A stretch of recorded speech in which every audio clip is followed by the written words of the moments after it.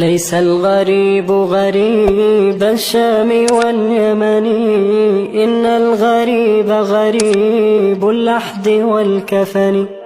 إن الغريب له حق لغربته على المقيمين في الأوطان والسكن.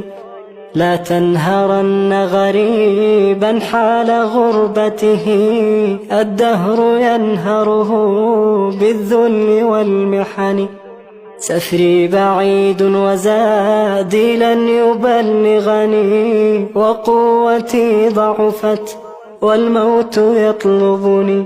ولي بقايا ذنوب لست أعلمها، الله يعلمها في السر والعلن.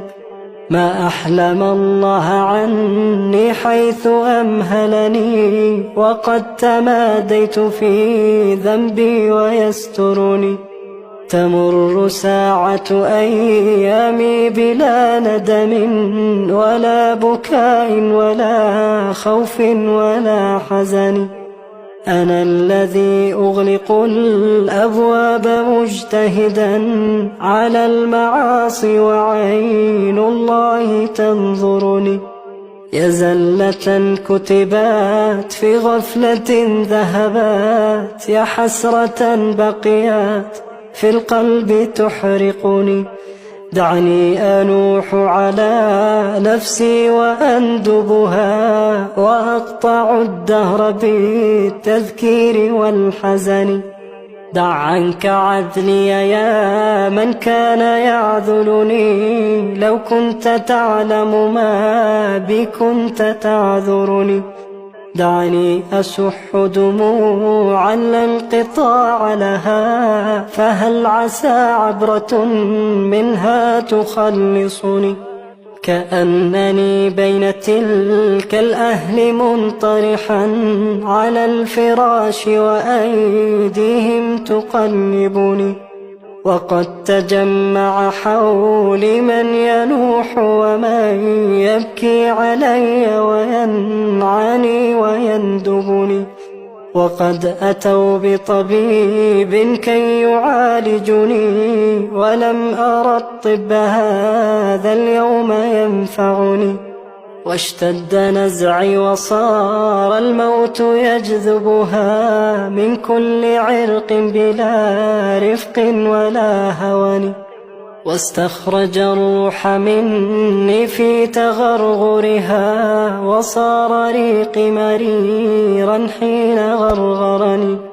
وغمضوني وراح الكل وانصرفوا بعد الإياس، وجادوا في شرى الكفن. وقام من كان حب الناس في عجل نحو المغسل ياتيني يغسلني. وقال يا قوم نبغي غاسلا حذقا، حرا أديبا أريبا عارفا فطني. فجاءني رجل منهم فجردني من الثياب، وأعراني وأفردني. وصار فوقي خرير الماء ينظفني، وأودعوني على الألواح منطرحا. وأسكب الماء من فوقي وغسلني غسلا ثلاثا، ونادى القوم بالكفن. وألبسوني ثيابا لا كمام لها، وصار زادي حنوطي حين حنطني. وأخرجوني من الدنيا فوا أسفا على رحيل بلا زاد يبلغني. وحملوني على الأكتاف 4 من الرجال، وخلف من يشيعني. وقدموني إلى المحراب وانصرفوا خلف الإمام، فصلى ثم ودعني. صلوا علي صلاة لا ركوع لها ولا سجود، لعل الله يرحمني. وأنزلوني إلى قبري على مهل، وقدموا واحدا منهم يلحدني، وكشف الثوب عن وجهي لينظرني، وأسبل الدمع من عينيه أغرقني. فقام محترما بالعزم مشتملا، وصفف اللبن من فوقي وفارقني، وقال هلوا عليه التربى واغتنموا حسن الثواب من الرحمن ذي المنن.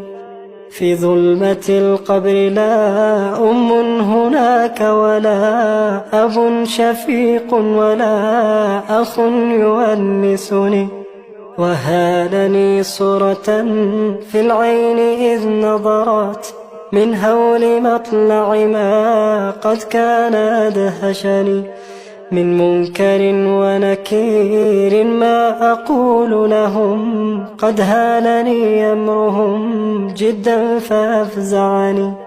وأقعدوني وجادوا في سؤالهم، ما لي سواك إله من يخلصني، فامنن علي بعفو منك يا أملي، فإنني مثق بالذنب مرتهن. تقاسم الأهل مالي بعدما انصرفوا، وصار وزري على ظهري فأثقلني، واستبدلت زوجتي بعلا لها بدلا، وحكمته على الأموال والسكن، وصيرت ولدي عبدا ليخدمه، وصار مالي لهم حلا بلا ثمن.